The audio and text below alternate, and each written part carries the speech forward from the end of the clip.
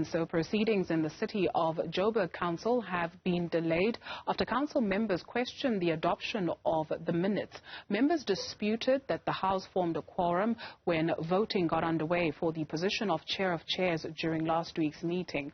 My colleague Mbali Thethani is monitoring developments at the council, and she joins us live with an update of what we're seeing and hearing at this hour. Mbali.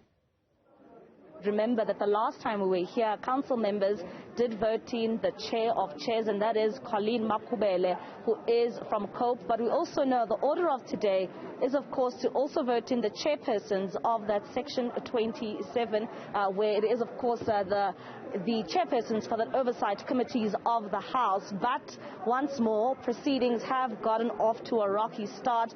We have seen questions from the benches of the opposition, members of the EFF, also questioning the minutes of the last meeting, specifically the last paragraph. But just to give us a bit of insight into what it is exactly that the EFF was questioning, we are joined by their regional chairperson, Spitlele. Now, Spitlele, you know, when proceedings got underway today, we do understand that you have raised some issues when it comes to the minutes of that meeting, but I also know that you lost that argument.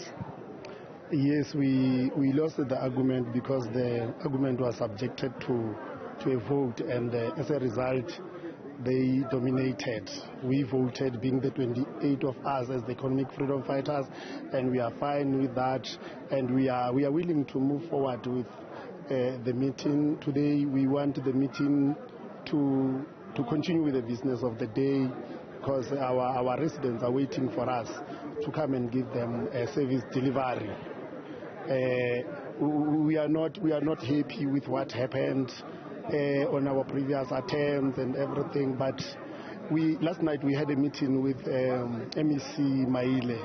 He advised us, he pleaded with us to sacrifice on some issues and meet each other halfway.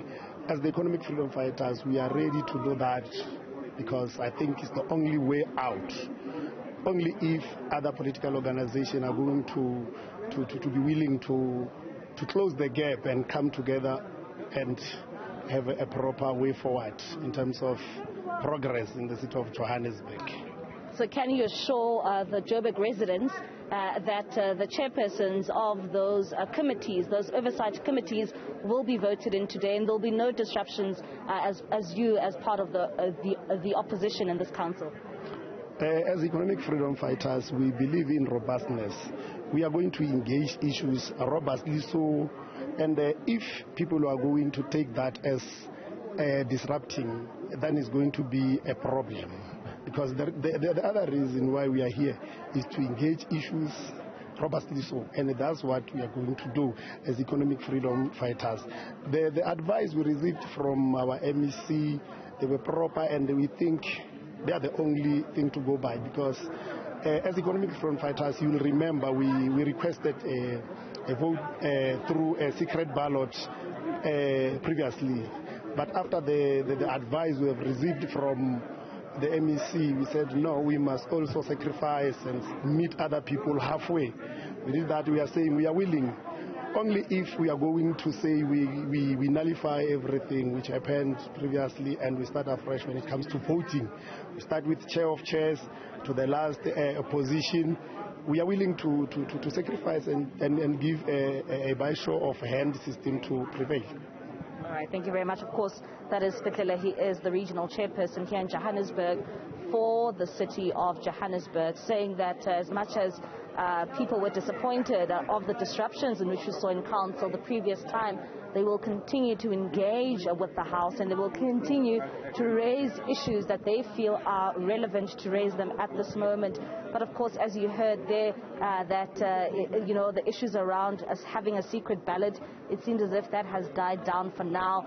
It seems as if they are willing to continue with the voting. The voting happened a bit earlier on when they disputed the minutes of the previous meeting, and that was done through a show of hands. A voting process was underway here in the House when this House had to adopt the meetings from the previous meeting. And of course, we know that the multi-party coalition, which is being led by the DA, has at least 140 members, and at least now in the House 137 members of that multi-party coalition voted to adopt those minutes, meaning that Colleen Makhubele's position for chair of chair still stands. Mbali Thethani, thank you very much for those details.